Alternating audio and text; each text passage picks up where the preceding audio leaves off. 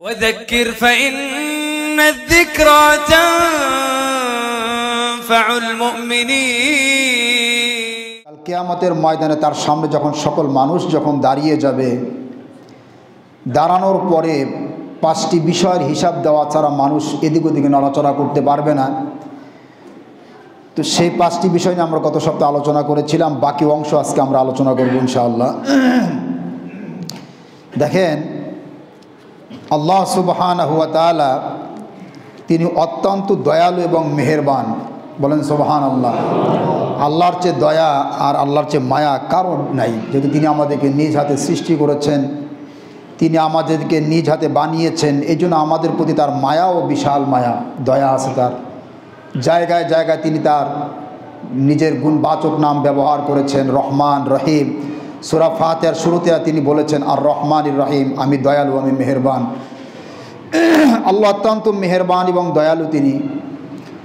কিন্তু আল্লাহ রাব্বুল আলামিন কাল কিয়ামতের ময়দানে, এখন তো দয়া সকলের উপর তিনি করতেছেন, কাল কিয়ামতের ময়দানে তিনি সকলের উপর দয়া করবেন না।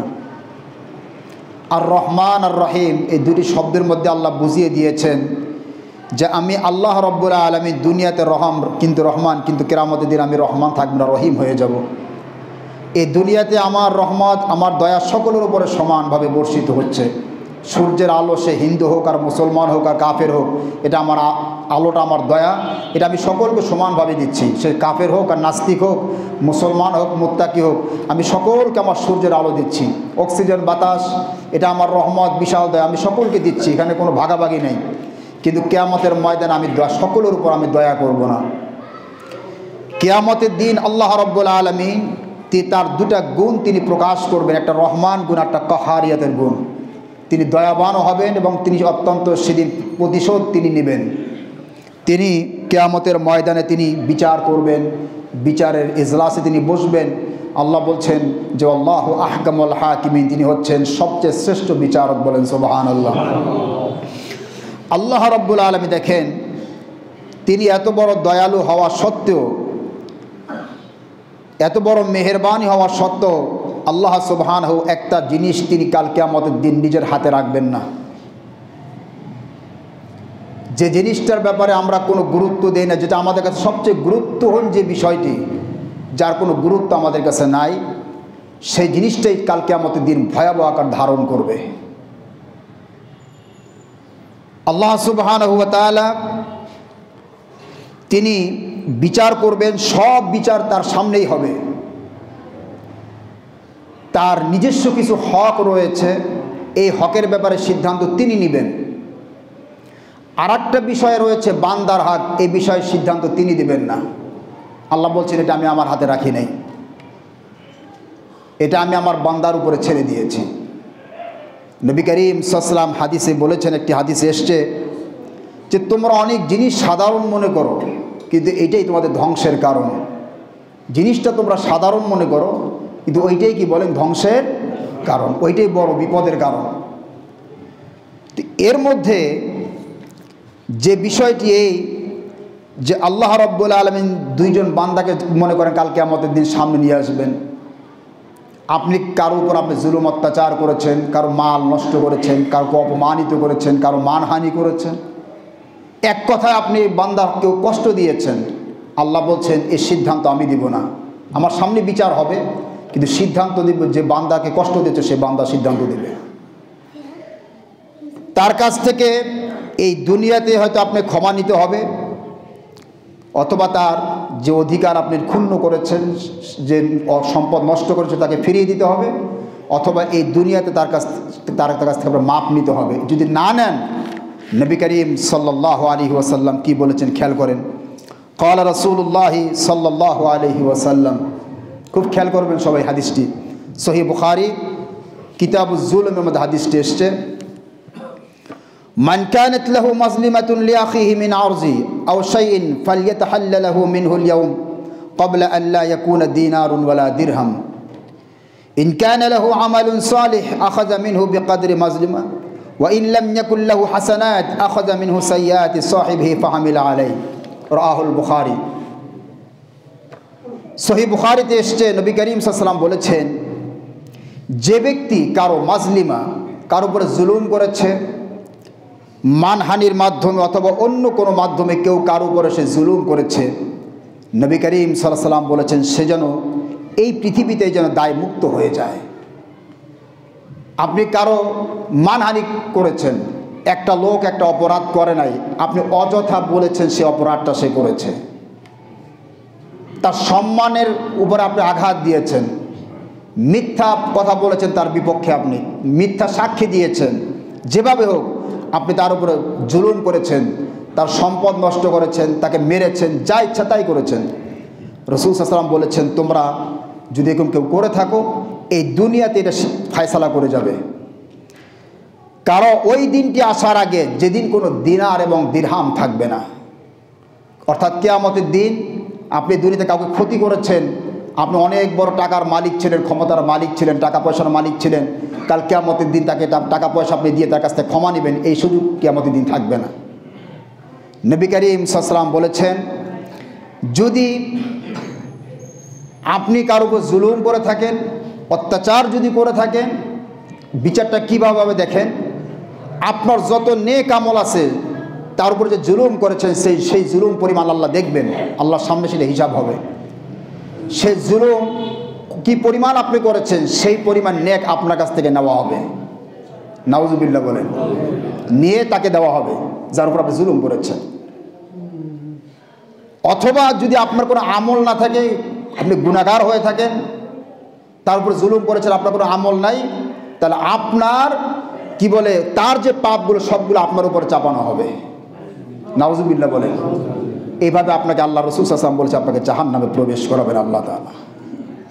এই বিষয়টা, এই যে মানুষের যে অধিকার, মানুষের যে বিষয়টা, আমাদের এই ধর্মে, ইসলাম ধর্মে মুহাদ্দিসিনে কেরাম যারা হাদিস বিশারদ যারা, বিশেষ করে ভারত উপমহাদেশের যাকে সবচেয়ে বিচক্ষণ এবং দূরদর্শী পূর্ণ মুহাদ্দিস যাকে বলা হয় আল্লামা মনজুর নোমানী রহমতুল্লাহি আলাইহি, তিনি হাদিসের খুব সুন্দর ব্যাখ্যা লিখেছেন।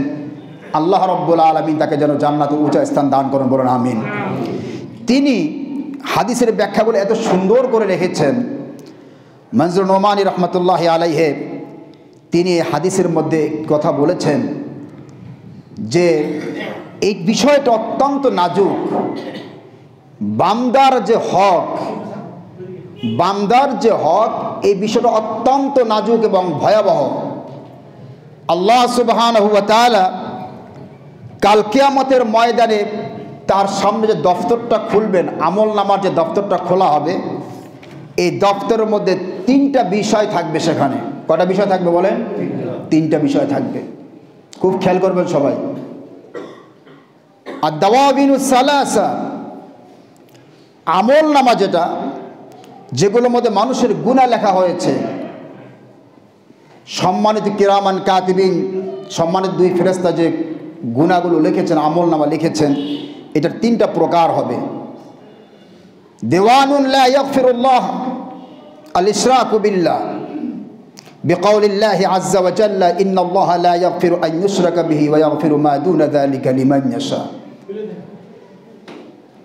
রাসূল করিম সাল্লাল্লাহু আলাইহি ওয়াসাল্লাম বলছেন ওই সকল গুনাহ থাকবে আমল নামার মধ্যে যেগুলো আল্লাহ তাআলা কখনো ক্ষমা করবেন না।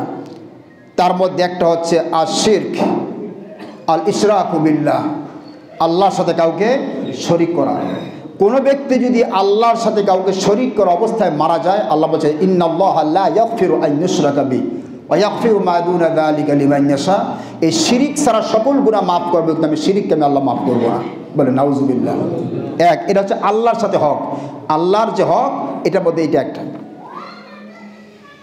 ওয়া দিওয়ানুন লা ইয়াতরুকুল্লাহু যালামাল ইবাদ ফিমা বাইনাহুম হাত্তা ইয়াখতাসসা বা'দুহুম মিন বা'দ। ওই খাতার মধ্যে ওই যেটা গুনাহ লেখা হয়েছে যে আমল নামার মধ্যে, এর মধ্যে দ্বিতীয় নম্বর আছে ওই তালিকাগুলো যেগুলো আল্লাহ তাআলা বিচার প্রতিবিধান করা ছাড়া আল্লাহ ছেড়ে দিবেন না। এমন আমল নামা যেগুলো আল্লাহ পাক যথাযথভাবে দেখবেন এবং তিনি সেগুলো ছাড়বেন না। সেগুলো কি? সেগুলো হচ্ছে বন্দাদের বাদহম বিবাদ, এক বান্দা আর এক বান্দার সাথে পারস্পরিক যে জুলুম যেগুলো হয়েছে, অত্যাচার হয়েছে, অধিকার নষ্ট হয়েছে, এই বিষয়গুলো আল্লাহ পাক ছেড়ে দেবেন না, বলেন নাউজুবিল্লাহ। 3 নম্বরে হচ্ছে ওয়া দিওয়ানুন লা ইয়াবাল্লাহু যালামাল ইবাদ ফিমা বাইনহুম ওয়া বাইনাল্লাহ ফাযালিকা ইলাল্লাহি ইন শাআ আযাবাহু ওয়া ইন শাআ তাজাওয়াজা আন। 3 নম্বর হচ্ছে ওই বিষয়গুলো যেগুলো হচ্ছে আল্লাহর বিষয়, আল্লাহর সাথে সংশ্লিষ্ট, আমাদের মুসলমানদের কথা বলছে। আগেরটা প্রথম যেটা গেছে এটা হচ্ছে অমুসলিমদের ব্যাপারে শিরক, শেষেরটা হচ্ছে ওই তালিকা, ওই আমল নামা যেটা আল্লাহর সাথে সম্পৃক্ত, যেটার ব্যাপারে ইচ্ছে করলে আল্লাহ ক্ষমাও করতে পারেন, ইচ্ছা করলে আল্লাহ পাক কী করতে পারেন, নাও করতে পারেন। সেটা হচ্ছে আল্লাহর হক। মানে আপনি যে মুসলমান, নামাজ পড়েন নাই, জাকাত দেন নাই, হজ করেন নাই ইত্যাদি, এই গুণাগুলো ইচ্ছা করলে আল্লাহ মাফও করতে পারেন, নাও করতে পারেন। এটা আল্লাহর সাথে সম্পৃক্ত। 2 নম্বরে যে বিষয়টা আমরা আজকে আলোচনা করব সেটা হচ্ছে যে বান্দার যে হকটা, বাদাহুম বিবাদ, এক বান্দা আর এক বান্দার প্রতি যে জুলুম অত্যাচার যেটা করেছে, এই বিষয়টা হচ্ছে সবচেয়ে মারাত্মক। আল্লাহ রাব্বুল আলামিন দয়ালু মেহেরবান হওয়া সত্ত্বেও আল্লাহ বলেছেন বিচারটা আমার সামনে হবে, কিন্তু এখানে আমার কিছু করা থাকবে না, আমি আমার হাতে রাখি নেই। এই সিদ্ধান্ত দেবে বান্দা। সিদ্ধান্ত কে দেবে বলেন? বান্দা সিদ্ধান্ত দেবে। মনে করেন কেন এটা?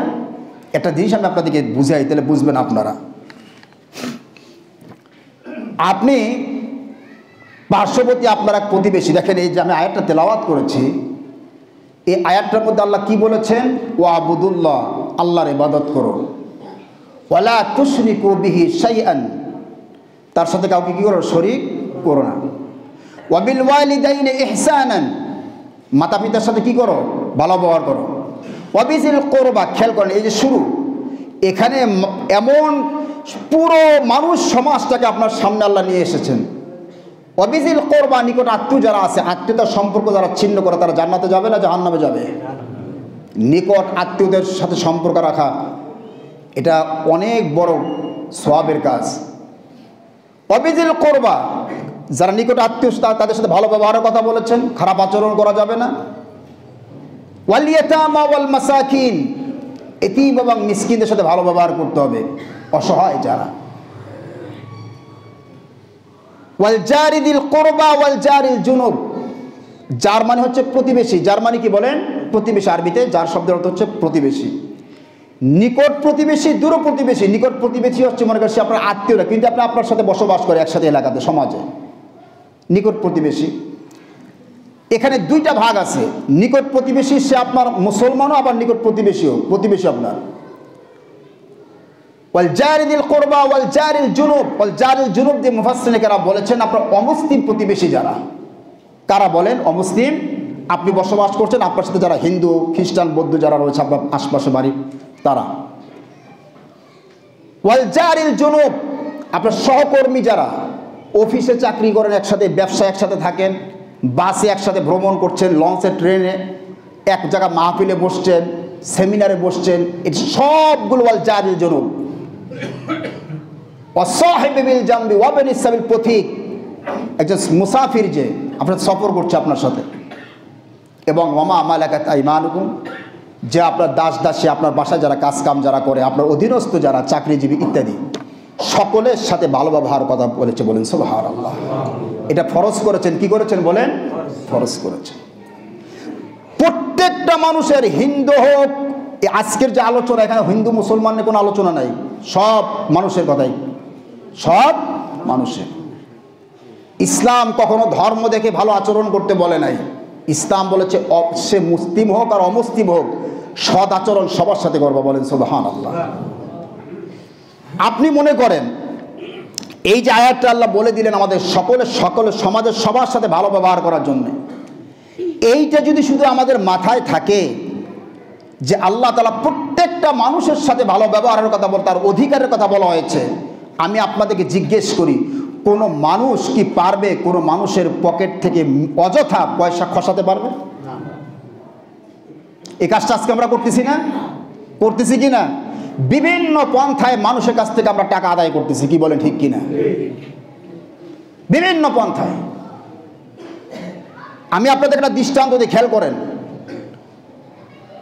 এই পৃথিবীতে নবী করিম সাল্লাল্লাহু আলাইহি ওয়াসাল্লামকে একদিন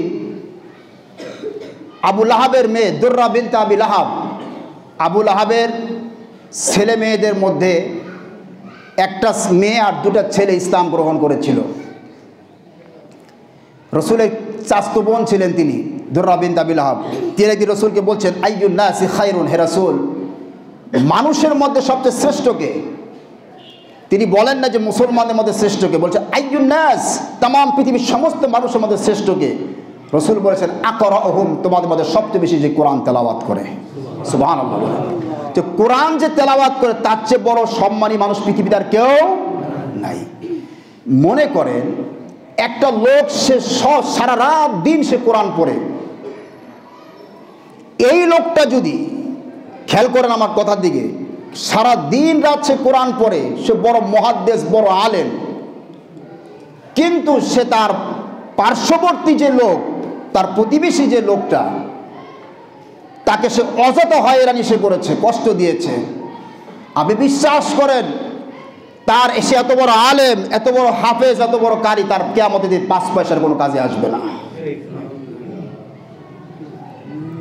মনে করেন একটা বাঘ, আর খেয়াল করেন একটা বাঘ আর একটা ছাগল, এই দুইটার মধ্যে শক্তিশালী কে? বাঘ। ছাগলটার পেলে খপ করে ধরে খেয়ে ফেলবে, ছাগলটা বাঘের কাছে দুর্বল। এই মানুষের হক এটা এত শক্তিশালী বাঘের মতো, আপনার সমস্ত আমলগুলোকে সে নষ্ট করে খেয়ে ফেলবে।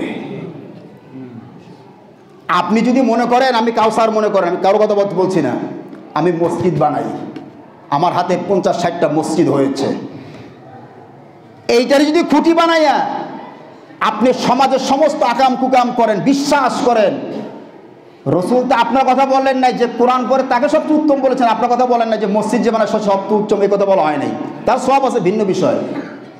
সেই লোকটা যদি হাফেজে কোরআন হয়ে পার না পায়, আপনি 100 মসজিদ বানাইয়া আপনি ওইটার উপরে ভিত্তি করে খুঁটি বানাইয়া মনে করেন আমি তো মসজিদ বানাই, মাদ্রাসা বানাই, আমি জনগণের হিতাকাঙ্ক্ষী, জনগণের কাজ করি, আমি যা ইচ্ছা তাই করব, যদি আপনি করেন, খোদার কসম করে বলছি কাল কিয়ামতের মধ্যে আপনার 5 পয়সার কোনো লাভ আসবে না। এই নির্বোধ আর মূর্খগুলাকে আজীবন বুঝে আপনারা পারবেন না, কোনোদিন বুঝবে না।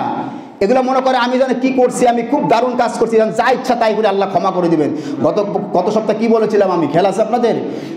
আইন ইক্তাসাবা, সম্পদ কিভাবে উপার্জন করেছো? সাদাবাজি করে করেছো, না মানুষকে কষ্ট দিয়ে করেছো, না মানুষকে কুবুদ্ধি দিয়ে ফাঁদে ফেলে টাকা আদায় করেছো?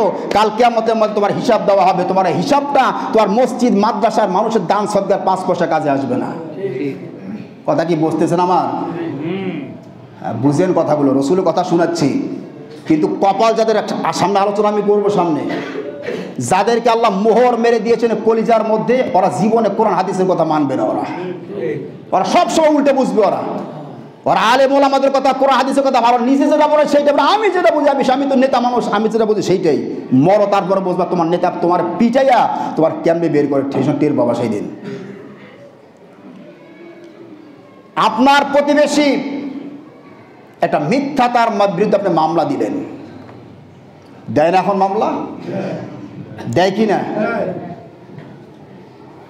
মামলা দিলেন, সেই লোকটার আদালতে যখন গেল, আপনার মিথ্যা মামলার উপরে তার জেল হলো, অথবা তার ফাঁসি হয়েছে। ফাঁসি হলে পুলিশ, বিচারক, সাক্ষী যারা আছে, কিয়ামতের দিন সবাই আল্লাহর সামনে হত্যাকারী হিসেবে দাঁড়াবে, যদি মিথ্যা মামলা দিয়ে থাকেন। বুঝছেন কথা? বুঝতেছেন? যদি তার জেল হয়, আপনি একটু তার বাড়ির কাছে গিয়ে রাত্রে গভীরে গিয়ে কান পেতে শোনেন তার পরিবারটা কিভাবে কাঁদতেছে, সেই পরিবারের অবস্থাটা কত করুণ, যাকে আপনি মিথ্যা মামলা দিয়ে ফাঁসাইলেন। তার পক্ষে সমাজে বিচার করার কেউ নাই, মানুষের দ্বারে দ্বারে ঘুরেছে, কোনো চেয়ারম্যান, কোনো মেম্বার, কোনো ইউনিয়ন পরিষদের যারা আছে, টিওনো, ডিসি, এসপি, কেউ তার পক্ষে ছিল না। অসহায় অবস্থায় রাস্তায় রাস্তায় ঘুরেছে, আর সে চোখে তার পানি পড়েছে। আমি নিজে দেখেছি রংপুর কোর্টে আমি একদিন বসে আছি এক উকিলের ইয়েতে, বুড়ো একটা মানুষ, সে পায়রাবন থেকে এসছে, বুড়া বুড়ি হাঁটতে পারে না, কেউ সাথে নাই। ওকে চাচা আপনার কী জন্য এসছেন? 2 জন। তো বাবা পায়রাবন থেকে হেঁটে এসছি। কেমন কি বুঝলেন? পায়রাবন কাছে না দূরে? পকেটে টাকা নাই, গরিব মানুষ হেঁটে এসছে। আমার তার দুঃখের কথা শুনিয়েছে সে, যে বাবা হেঁটে এসছি কেন, আপনার কি মামলা নিয়ে এসছেন এখানে? যে আমার বাড়ির ভিটাগুলা বগুড়ার একটা বাহিনী, সন্ত্রাসী বাহিনী দখল করেছে, এখানে আদালতে এসছি। উকিল আমার আজকে না কালকে ঘুরাইতে আমার শেষ করছে। আজকে 7-8 বছর কেসটা চালাচ্ছি। বাবা টাকা নাই, আসি হেঁটে এখান থেকে। এই যে কষ্টগুলো দিয়েছে, আপনি বলেন এই লোকটারে কিয়ামতের দিন আল্লাহ পাক কি তাকে ছেড়ে দিবেন? ওই সব লোকগুলোকে আল্লাহ বলবেন আমার হাতে কিচ্ছু করার নাই। এই সিদ্ধান্ত দেবে তুমি, তোমার সাথে যারা জুলুম করেছে, তুমি জুলুম করেছো, সে মাজলুম সিদ্ধান্ত দেবে সে মাফ করবে কি করবে না। চোখের পানি ফেলিয়েছে মানুষকে, মানুষ সাহসে কিছু বলতে পারে না। এই সমাজে টাকা নিয়েছেন বিভিন্ন পন্থায় মানুষকে ফাঁদে ফেলে, আর মনে করছে আমি যেন কি ভালো কাজ করতেছি। কোরআন হাদিস পড়ে, মূর্খর দলেরা কোরআন হাদিস পড়ে বুঝবেন। তাইলে নিজের মন মতো চলার চেষ্টা করেন না, কোরআন হাদিস থেকে শোনেন, রসুলের কাছ থেকে হাদিস থেকে শোনেন। একটা পয়সা যদি অবৈধভাবে উপার্জন করে থাকেন, মানুষকে কষ্ট দিয়ে মানুষের হক নষ্ট করে, খোদার কসম করে বলছে, আমার সামনে কোরআন হাদিস আছে, এই সামনে পড়ে দেখেন, আল্লাহ বলছেন এই সিদ্ধান্ত কালকে আমি দেবো না, যার উপরে জুলুম করে সে সিদ্ধান্ত সে দিবে। অথচ আজকে আমরা এই জিনিসটার আমাদের কোনো লক্ষ্য নাই, কোনো ভ্রুক্ষেপ নাই। যে যেভাবে পারছে মানুষকে কষ্ট দিচ্ছি, যার যেভাবে মন চাচ্ছে সেভাবে অবৈধভাবে উপার্জন করছি, মানুষের জুলুম অত্যাচার আমরা করে যাচ্ছি। আমরা আল্লাহর নবী, বিশ্বনবী রসুল করিম সাল্লাল্লাহু আলাইহি ওয়াসাল্লাম, দেখেন আজকে সমাজের দিকে তাকিয়ে দেখেন। একটা জায়গায় যাবেন, অফিস আদালতে, সরকারি কাজে যাবেন, যে কাজটা সরকার বলেছে কোনো টাকা লাগবে না, আপনি সেখানে ঘুষ ছাড়া আপনার ফাইলটা নড়বেই না। আছে না? আমরা তো মনে করছি একটা সরকার গেছে আর একটা আসছে, ঘুষের কোনো পরিবর্তন হয় না, একই রকম চলতেছে। নবী করিম সাল্লাল্লাহু আলাইহি ওয়াসাল্লাম বলেছেন আর রাশি ওয়াল মুরতাশি, যে ঘুষ দেয় এবং যে নেয় উভয়ের উপরে আল্লাহর লানত। নাউজুবিল্লাহ বলবেন না? যখন কেউ ঘুষ দেয়, অনেকে 2টা প্রকার আছে ঘুষের দেওয়ার, নেওয়ার কোনো প্রকার নাই। নেয় যারা, তারা নেয়। যারা দেয় তারা 2টা কারণে দেয়। একটাকে হলো কি দিতে ইচ্ছুক, সে এমনিই দিবে, তার চাকরির দরকার সে দিবে। আরেকটা হলো বাধ্য হয়ে দেয়, দিতে মন চায় না। মনে করেন একটা ছেলে চাকরির তার সব যোগ্যতা আছে, মনে করেন সে সরকারের নিয়ম অনুযায়ী সব দিক থেকে সে ঠিক, কিন্তু তার চাকরি হচ্ছে না, এটা তার কোনো উপায়ও নাই। এই মুহূর্তে যদি সে ঘুষ দেয়, খবর সম্ভাবনা ওলামায়ে কেরামের সম্ভাবনা আছে, তারপর না দেওয়াই উচিত, অন্য চাকরি দেখা দরকার।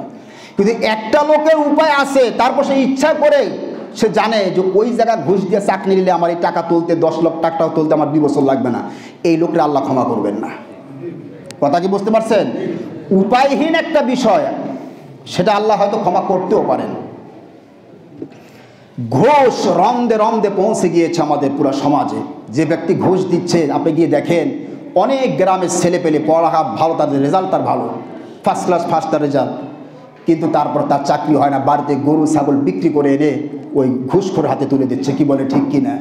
যারা খায়, যে দিতেছে সে খুব আনন্দে দিতেছে। কি বলেন ঠিক না? মনের কষ্ট গিয়ে দেখেন বাড়ির সব কিছু বিক্রি করে তারপর সে দিচ্ছে টাকাগুলো। আবার এইটা যখন চাকরিতে যাবে, আল্লাহ না করুক ভালো আছে কিছু, আবার এইটা যখন যাবে তখন দেখবে যে আর একটা, তখন 8 টাকা কাছে চাওয়া চাইতেছে ঘুষ, 8 টাকা কাছে ঘুষ চাইতেছে। কারণ তা তুই জানে যে আমি 10 লাখ টাকা ঘুষ দিয়ে চাকরিতে ঢুকছি, এখন আমার টাকাটা তুলতে হবে। কি বলে ঠিক কিনা? এই যে বিষয়গুলো, এটাতে গেল ঘুষে ধোকার অবস্থা। দেখেন ধোকা, ব্যবসার ক্ষেত্রে আপনারা যান, ব্যবসা ক্ষেত্রে দেখবেন ধোকা কাহাকে বলে। ইবলিশ শয়তান, আমার মনে হয় ইবলিশ শয়তান যেটা আছে, মেইন শয়তান যেটা, এইটা আমার মনে সম্ভবত এখন বর্তমানে বাংলাদেশে অবস্থান করতেছে।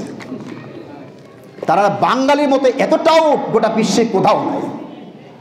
ব্যবসার মধ্যে প্রতারণা পৃথিবীর কোনো, হিন্দু পার্শ্ববর্তী ভারতে হিন্দু, এরাও করে না। ইহুদিরা তো আমাদের চেয়ে আরও ভালো। এই জন্য কবি ইকবাল একটা কথা বলেছিলেন, তোমাদের যে চরিত্র, মুসলমানেরা তোমাদের চরিত্র দেখায়, যে ইহুদি আর খ্রিস্টান আর হিন্দুরাও হাসে যে এরা তো আমাদের চোখ খারাপ। খাদ্যদ্রব্যে ভেজাল, মাপে কম, সব দিক থেকে ধোঁকা আর প্রতারণা। নবী করিম সাল্লাল্লাহু আলাইহি ওয়াসাল্লাম বলেছেন, আপনি মনে করেন আপনার কাছে একটা লোক কিছু কিনতে গেছে, আপনি তাকে ধোঁকা দিলেন, 20 টাকার মাল তাকে দিলেন ঠিকই, কিন্তু ওজনে কম দিলেন। এই লোকটা যখন বাড়িতে গিয়ে দেখলো আপনি কম দিছেন, মনে কষ্ট পাবে কি পাবে না? পাবে কি পাবে না? এই যে কষ্টটা দিলেন, তার অধিকার নষ্ট করেছেন, এই হিসাবটাও কাল কিয়ামতের দিন আল্লাহ পাক বলছে আমি কি করব না, ওই বান্দা মাফ না করলে আমি করবো না ক্ষমা। রাসূল বলছে মান গাশশা ফালাইসা মিন্না, যে ব্যক্তি কাউকে ধোঁকা দিল সে আমি মুহাম্মাদের উম্মত না, বলেন সাল্লাল্লাহু আলাইহি ওয়াসাল্লাম। যারা ধোঁকা দেয় রাসূল বলছে তারা কি আমার কি না, বলেন উম্মত না। ইমাম আবু হানিফা রাহমাতুল্লাহ আলাইহি, নাম শুনেছেন আপনারা? নাম শুনেছেন। উনি একবার একটা কাপড়ের ব্যবসা করতে গিয়ে তার খাদেমকে বলেছিলেন যে আমার এখানে এই দামের কাপড়, এই দামের কাপড় আছে, যেটা খারাপ লোককে আসলে বলবা যে এটা খারাপ, এটা এই দাম, এটা ভালো দাম। ওই লোক করছে কি, কাপড়টা ওইভাবে না বলে সে ওই ভালোর মতো দাম করে বিক্রি করে দিয়েছে। উনি এসে যেন শুনছেন, এত রাগ হয়েছেন, আমি তোমার বললাম বারবার যে এই কাপড়ের দাম এইটা হবে, এইটার দাম এইটা হবে, খারাপ, তুমি তারপরে এরকম দিলে কেন? ইমাম আপনার দৌড়ে বাড়ি সেই লোকের বাড়ি গেছে যে কাপড় কিনছে, ভাই দেখেন এই যে কাপড়টা আপনার কাছে সে বিক্রি করেছে, যে আমার 1 নম্বর কাপড় না, এটা 2 নম্বর কাপড়, দাম কম, কিন্তু আপনার কাছ থেকে সে এক দামে আপনার কাছ থেকে নিয়েছে, আপনি এখন কী করবেন বলেন? আমার টাকা নিয়ে এসেছে, আপনার টাকা আপনাকে দিই, মালটা আমাকে ফিরিয়ে দেন। বলছে না না লাগবে না, আমি আপনাকে ক্ষমা করে দিয়েছি। এত বড় একজন ইমাম, ইমাম আবু হানিফা রাহমাতুল্লাহ আলাইহি, যার সম্পর্কে হাদিসে এসছে রাসূল করিম সাল্লাল্লাহু আলাইহি ওয়াসাল্লাম বলেছেন আমার উম্মতের মধ্যে একজন আলেম আসবেন, যে নাকি সুরাইয়া নক্ষত্রের মধ্যে যদি এলেম থাকে সেইখান থেকে সেই এলেমকে সে টেনে আনবে। মুহাদ্দিসিনে কেরাম বলেছে তিনি হচ্ছেন ইমাম আবু হানিফা রাহমাতুল্লাহ আলাইহি। সালমান ফার্সির রানের মধ্যে, সালমান ফার্সি বাড়ি কোথায় ছিল বলেন? ইরানে। তার রানের মধ্যে হাত দিয়ে রাসূল বলছে, থাপ্পড় দিয়েছে, সালমান তোমার বংশে এমন, তোমার দেশের এমন একজন লোক তৈরি হবে যে যাকে আল্লাহ এমন এলেম দান করবে, সে আকাশ থেকে এলেমকে টেনে আনবে, বলেন সুবহানাল্লাহ। ইনি হচ্ছেন ইমাম আবু হানিফা। এত বড় আলেম, তার ব্যবসায় কি ভয় ছিল আল্লাহর প্রতি, চিন্তা করেন। তো এই যে ধোঁকা দেওয়া, ধোঁকা, এই যে মানুষের অধিকার নষ্ট করা, আল্লাহ রাসূল করিম সাল্লাল্লাহু আলাইহি ওয়াসাল্লাম কি বলেছেন খুব খেয়াল করেন আমার ভাইরা সবাই। মানুষকে যারা কষ্ট দেয় এরা কখনো মুসলমান মুমিন হইতে পারে না। রাসূল কি বলেছে শোনেন, আল্লাহি লা ইউমিনু, আল্লাহি লা ইউমিনু, আল্লাহি লা ইউমিন, রাসূল 3 বার বলেছেন। রাসূল সাল্লাল্লাহু আলাইহি ওয়াসাল্লাম কি বলেছেন? যে ব্যক্তি